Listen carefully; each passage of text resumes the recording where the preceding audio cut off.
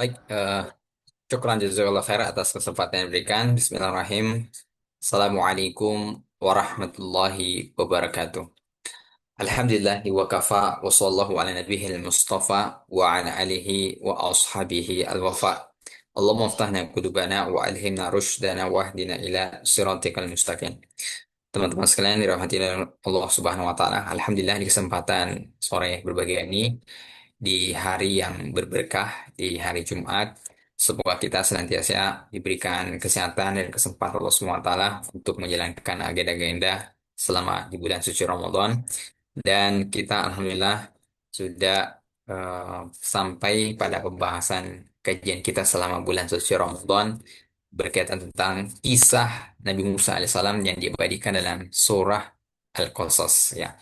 Semoga dengan membahas kisah-kisah khususnya Nabi Musa alaihissalam ini bisa menjadi inspirasi untuk kita bahwa kisah Al-Quran itu sesungguhnya sangat relevan dengan kehidupan bahkan kejadian yang kita alami di kehidupan sehari-hari kita ini. Kisah Al-Quran itu akan berlaku melintasi zaman, waktu. Dan ini menunjukkan mukjizat Al-Quran. Bahwa Al-Quran itu tidak hanya berlaku di zaman Rasulullah SAW, bahkan berlaku sampai di akhir zaman. Ya. Maka inilah pelajaran berharga untuk kita bahwa Al-Quran ini bukan sekedar untuk kita baca, kita dengarkan, tapi juga bagaimana kita mentadaburi isinya agar bisa menjadi pedoman, ya, betul-betul menjadi petunjuk dalam kehidupan kita sehari-hari. Baik, teman-teman sekalian, semua taala, alhamdulillah kemarin kita sudah sampai pembahasan Nabi Musa alaihissalam itu akhirnya memilih opsi untuk keluar dari Madian.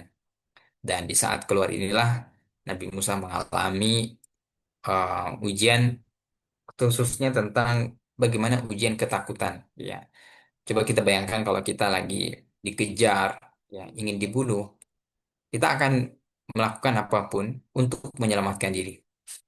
Tapi di sini, apakah Nabi Musa kemudian mengalami eh, apa namanya misalnya mengeluh? Ya, ternyata tidak. Nabi Musa menggunakan rasa takut yang dia rasakan untuk tetap mengambil langkah strategi. Nabi Musa tidak panik. Dan ini pelajaran penting bahwa ketika kita dalam keadaan bahaya, maka jangan kemudian panik. Ya. Termasuklah hari ini kita bisa melihat fenomena dengan adanya berita misalnya tentang adanya perang di Timur Tengah. Apa langkah yang kita harus ambil? Jangan panik. Ya, sebagian kita lihat orang kemudian karena kepanikan, akhirnya kemudian melakukan apa yang disebut dengan membeli secara panik. Ya, membeli bahan bakar untuk misalnya karena khawatir. Ya, padahal sesungguhnya kalau kita menghadapi dengan tenang, insya Allah kita tidak akan berlaku atau melakukan hal-hal yang ya, seharusnya tidak dilakukan, yang justru kemudian memberikan kondisi yang tidak kondusif. Baik, teman-teman sekalian semua taala, ketika Nabi Musa kemudian mengalami rasa takut, ya, khaifa yataraqqab, beliau tidak melupakan satu hal, yaitu berdoa kepada Allah Subhanahu wa taala. Dan ini kita sudah sebutkan kemarin bahwa doa ini adalah senjata bagi orang beriman. Ketika seluruh ikhtiar manusiawi sudah kita lakukan, maka jangan sampai kita melupakan satu hal ini, yaitu berdoa kepada Allah Subhanahu wa taala agar kita diberikan jalan untuk tidak tersesat. Ya. Nah, singkat cerita, Nabi Musa akhirnya kemudian sampai di kota di antara Mesir dan Afrika. Yang inilah yang diabadikan Al-Quran yang disebut dengan kota Madian. Walamma warada, dan ketika Nabi Musa warada ma'a Madian, dia sampai di sumber air di Madian. Wajada alaihi ummatan minan nas, dan dia mendapati ada sekelompok dari manusia yaskun, itu kemudian sedang yaskun memberi air, ya. Yang dimaksud di sini adalah mereka memberi air untuk ternaknya. Wa wajada min dunihim, dan dia mendapati selain dari kumpulan manusia itu imra'atain, ada dua orang wanita tazudan, ya, yang kemudian perempuan ini terhalang atau menghalang ternaknya untuk tidak minum air. Jadi di sini disebut kumpulan manusia ini adalah laki-laki, tapi kemudian ada dua wanita yang tidak bercampur dengan kerumunan laki-laki ini. Maka Nabi Musa alaihissalam dengan insting bahwa beliau ingin memberi bantuan, ya, beliau langsung kemudian bertanya to the point. Dia mengatakan, ma khotbukuma? Kenapa kalian melakukan hal ini? Maksudnya, kenapa kalian tidak apa namanya? Kenapa kalian berdua menghalangi ternak kalian untuk minum? Atau dengan bahasa lain, ini adalah pekerjaan laki-laki. Seharusnya kalian tidak ada di sini. Mengapa kalian kemudian berada di tempat ini? Nah, coba lihat apa jawaban dari dua wanita ini. Koleta, mereka berdua mengatakan, Lanaski, kami tidak akan pernah memberi air kepada ternak kami. Hatta sampai yusdiror ri'a. Ya, sebelum para penggembala itu yusdir. Ya, mereka pulang duluan. Dan sampai di sini, jawaban dari kedua wanita ini sebenarnya sudah cukup. Tapi kemudian wanita ini itu juga bukan sembarang wanita. Dia menambahkan, ya, wa abuna syekhun kabir. Sementara bapak kami sudah tua dan kabir. Ya, syekh itu sudah orang tua, kabir sudah rentah, lanjut usia. Baik, teman-teman sekalian, rahmatullahi wabarakatuh. Di sini kita bisa melihat percakapan yang diabadikan Al-Quran yang menyorot tentang bagaimana peran Nabi Musa alaihissalam ketika ingin membantu dua orang wanita. Ya. Nah, kalau kita yang melihat atau kita masuk ke dalam kisah ini, coba kita bayangkan kalau kita sedang diburu, ingin dibunuh, dan ketika kita kemudian selamat dan sampailah di sebuah tempat, maka insting yang pertama dari Nabi Musa itu adalah beliau bersyukur kepada Allah. Ya, jadi bersyukur kepada Allah Subhanahu wa taala karena beliau sudah diselamatkan. Meskipun saat itu belum sepenuhnya selamat, ya, karena masih dalam kejaran, ya. Maka eh, Nabi Musa alaihissalam dengan kondisi yang terdesak, ya, beliau lagi ada masalah, tapi ternyata kemudian beliau tetap ingin membantu orang lain yang juga punya masalah, ya. Nah, ini pelajaran pertama yang bisa kita ambil dari kisah ini bahwa masalah yang kita hadapi itu bukan penghalang untuk kita membantu orang lain. Jadi kadang-kadang ada orang yang kemudian ketika ditanya, kenapa kamu nggak bantu orang lain? Ya, mungkin jawabannya mengatakan, ya saya sendiri punya masalah. Ya, ngapain kemudian saya itu ingin membantu masalah orang lain. Tapi Al-Quran, ya, logika Al-Quran sebaliknya. Justru ketika kita punya masalah, di saat itulah kita penting dan sangat butuh untuk membantu orang lain. Ya, bahkan bisa kita katakan solusi dari masalah yang kita hadapi itu adalah dengan membantu menyelesaikan masalah yang dihadapi orang lain. Ya, jadi ini justru kebalikannya. Ya, bahwa kalau kita ingin keluar dari masalah kita hari ini, solusinya adalah bantulah orang lain untuk keluar juga dari masalahnya. Jadi membantu orang lain untuk keluar dari masalahnya. Dan inilah salah satu sunnatullah yang berlaku untuk kita hari ini. Ya. Jadi bukan berarti bahwa ketika kita punya masalah itu menjadi penghalang untuk kita membantu orang lain. Ya, Nabi Musa alaihissalam punya insting untuk senantiasa membantu orang lain meskipun dia sendiri punya masalah. Dan nanti kita lihat apakah benar terjadi bahwa Nabi Musa itu keluar dari masalahnya. Ya. Nah, sebelum itu kita ingin membahas lagi apa faedah lain yang dari kisah atau ayat ini. Eh, Nabi Musa alaihissalam itu kemudian eh, ketika sampai di tempat sumber air, yang dimana sebagian besar di sini adalah eh, laki-laki, yang ingin memberikan air kepada ternaknya, maka beliau melihat ada sesuatu yang aneh. Ya. Yaitu apa? Dia mendapati dua wanita yang kemudian menahan ternaknya dan tidak ingin bergabung ke keramaian tadi. Ya. Dan di sini pelajaran bisa kita ambil bahwa hukum asalnya laki-laki dan perempuan itu tidak boleh bercampur baur atau dalam istilahnya ikhtilat. Ya. Jadi menunjukkan bahwa dua wanita ini tidak ingin berikhtilat, bercampur baur dengan kerumunan laki-laki. Ya. Ya, apalagi kemudian dua wanita ini itu tidak memiliki satupun keluarga, kerabat atau yang biasa kita istilahkan dengan mahram. Ya, di perkumpulan laki-laki ini. Ya. Dan ini menunjukkan bahwa dua wanita ini adalah wanita yang suci yang menjaga dirinya. Ya, menjaga dirinya. Jadi dia tidak kemudian ingin gabung di kumpulan laki-laki. Ya, ini salah satu contoh dan menjadi pemandangan yang mungkin buat kita hari ini adalah sesuatu yang aneh. Di saat orang yang mungkin berkumpul dalam satu tempat yang bisa saja di situ bercampur, maka di sini justru dia tidak ingin bercampur. Ya, dan inilah dijadikan dalil para ulama kita untuk para wanita sebaiknya tidak melakukan namanya ikhtilat, bercampur baur antara laki-laki dan perempuan. Nah, Nabi Musa alaihissalam bukan hanya melihat bahwa wanita tidak bercampur dengan laki-laki, tapi dia melihat lebih dari itu. Maka kemudian Nabi Musa alaihissalam bertanya, ya. Dan coba kita lihat bagaimana Nabi Musa itu bertanya.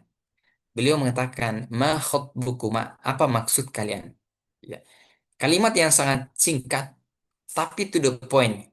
Ya, kalimat yang singkat dan to the point. Dan inilah yang kita beri judul bahwa bagaimana kita membantu tanpa modus. Nabi Musa alaihissalam tidak tidak memperkenalkan diri dulu, mengatakan saya ini musafir, lagi dikejar, ingin dibunuh. Ya, kalian berdua siapa? Ya, belum nggak nanya namanya siapa, kalian ini dari mana? Ya, kalau bahasa hari ini PDKT, dia belum nggak PDKT. Ya, beliau langsung to the point. Apa maksud kalian? Kenapa kalian kemudian ada di tempat ini?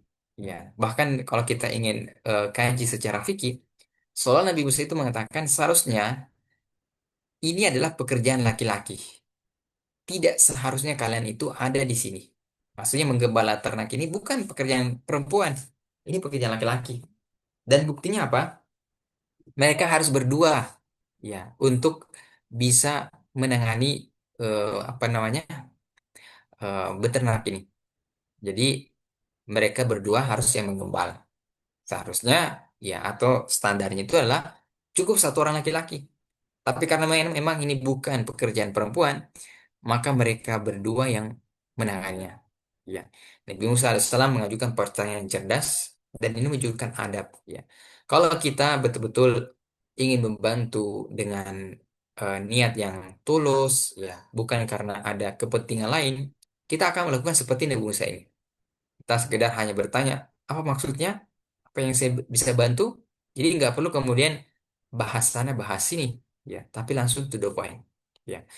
Nah, dua perempuan ini juga memiliki kecerdasan luar biasa. Ya, dia menjawab dengan jawaban yang apa namanya? Jawaban yang sebenarnya tadi tidak ada ditanyakan bahwa eh, bagaimana kondisi kalian, tapi dia memberikan dua jawaban. Yang pertama adalah la nasqi hatta yusdirur riya. Kami tidak akan pernah pergi mengambil air minum sampai penggembala laki-laki itu pulang, memulangkan ternaknya. Jadi bahkan ketika wanita ini menjawab sampai di sini, itu udah cukup ya dengan pertanyaan Nabi Musa, kenapa kalian ada di sini? Kami tidak akan pernah memberi minum ternak kami sebelum mereka laki-laki itu pulang. Ya. Tapi dengan kecerdasan, ya, wanita ini kemudian eh, menjawab dan menambahkan jawaban. Wa abuna syekhun kabir. Dan bapak kami telah tua dan renta. Maksudnya nggak bisa lagi. Jadi soal dia mengatakan, memang kami tahu bahwa ini bukan pekerjaan perempuan, ini pekerjaan laki-laki. Tapi kami melakukan ini karena darurat. Ya, daruratnya apa? Ayah kami sudah tua, sudah renta, nggak bisa lagi mengurusi ternak ini. Maka kamilah yang turun tangan. Karena inilah pekerjaan laki-laki, makanya kami berdua yang melakukannya. Masya Allah. Ini salah satu contoh bagaimana seorang wanita itu menggunakan kecerdasannya dalam menjawab pertanyaan. Dan disinilah kemudian ulama kita mengambil hukum fikih bahwasanya perempuan itu boleh mengerjakan pekerjaan laki-laki kalau kondisinya darurat. Jadi kalau ada kondisi-kondisi darurat yang awalnya itu adalah pekerjaan laki-laki, maka boleh perempuan itu mengerjakannya. Seperti kondisi perempuan ini. Nggak ada lagi yang bisa kemudian menangani ternak mereka karena ayah mereka sudah tua. Ya. Dan ini menjadi dalil bahwa kita boleh ya melakukan sesuatu hal yang asalnya itu eh, pembatasan yang tidak terlalu ketat, ya, karena alasan darurat. Jadi alasan darurat. Tapi ini berbeda dengan kisah Nabi Yusuf alaihissalam. Nanti teman-teman kalau membuka kisah Nabi Yusuf, juga ada kemudian pernyataan yang mengatakan wa abuna syekhun kabir. Bapak kami juga sudah tua renta. Ini dikatakan oleh saudara Nabi Yusuf ketika mereka melihat bahwa saudara Nabi Yusuf, maksudnya saudara kandung Nabi Yusuf, Benyamin, itu kemudian ditahan. Mereka juga mengatakan, kalau bisa adik kami ini jangan ditahan. Ya. Dan mereka memberikan alasan, wa abu nasrifun kabir. Sementara bapak kami sudah tua renta. Dan Nabi Yusuf waktu itu ketika dia jadi pejabat, jadi menteri, itu tidak membenarkan. Dan di sini terdapat pelajaran bahwa alasan darurat itu bukan menjadi dalil untuk kita melakukan yang namanya kezaliman. Ya, tadi kita mendapat pelajaran bahwa eh, wanita boleh mengerjakan pekerjaan laki-laki dengan alasan kondisi darurat. Tapi sebaliknya, alasan darurat itu bukan menjadi dalil untuk membolehkan kita melakukan kezaliman. Jadi Nabi Yusuf waktu itu mengatakan kami tidak mungkin menzolimi kalian, mengambil apa yang memang tidak terjadi. Ya, nanti tuh suatu waktu kita bahas intinya bahwa Nabi Yusuf tidak ingin berbuat zalim. Ya, dan ini pelajaran mahal untuk kita hari ini. Kadangkala ada orang yang kemudian menormalisasi perbuatan zalimnya karena keadaan darurat. Jadi tidak semua keadaan darurat eh, itu kemudian kita bisa mengatakan bahwa saya boleh berbuat zalim. Ya, jadi nggak boleh kemudian kondisi darurat ya dijadikan alasan untuk kita berbuat zalim. Baik, teman-teman sekalian semua taala. Nah, pelajaran selanjutnya yang bisa kita ambil dari kisah ini, di tengah kebisingan dunia yang egois, maka diperlukan untuk kita menjadi seperti Nabi Musa alaihissalam di sumur Madian. Tangannya kuat untuk menobrak ketidakadilan. Ya, jadi ketika dia melihat Fir'aun dan bala tentaranya mau berbuat zalim, maka dia kemudian eh, maju ya sebagai pemimpin untuk mendobrak ketidakadilan tadi. Ya. Dan sama ketika dia sampai di Madian, dia kemudian juga ikut turut membantu dua wanita tadi. Namun hatinya itu cukup lembut untuk peka terhadap apa yang terabaikan. Jadi dua wanita ini bisa kita katakan bahwa ini adalah sesuatu yang terabaikan. Ya, jadi makanya kemudian dia tergerak untuk membantu kedua wanita ini. Ya.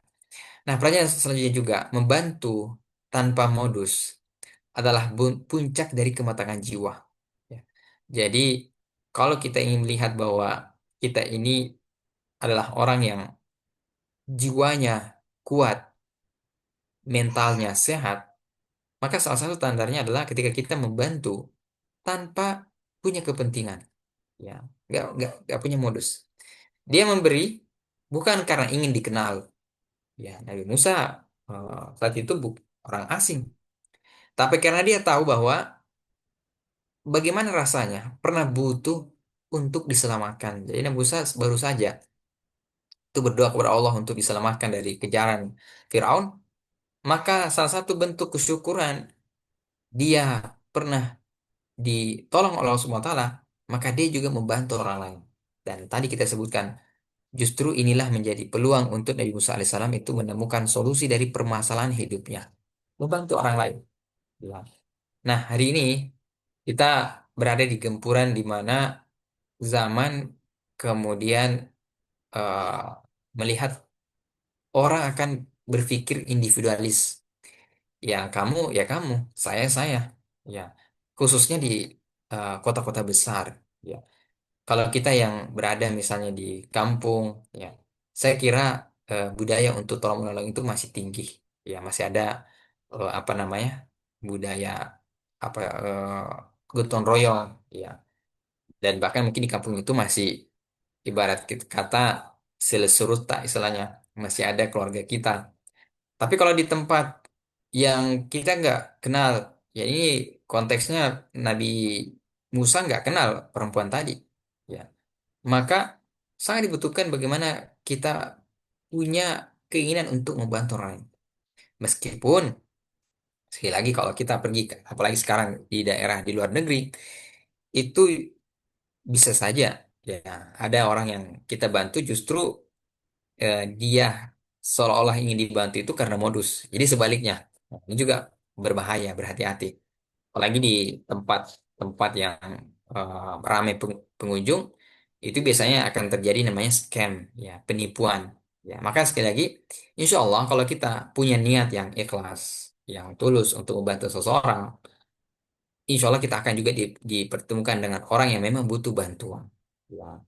Tapi kalau memang kita tidak ada niat, biasanya eh, kita kemudian terjebak. Maka dibutuhkanlah kemudian kita senantiasa berdoa kepada Allah SWT untuk kita dihindarkan dari orang-orang yang tidak bertanggung jawab, yang hanya kemudian modus, hanya kemudian ingin menjebak orang lain. Ya, tapi sedari awal, ya kita tetap harus memiliki namanya tadi kepedulian untuk membantu orang lain.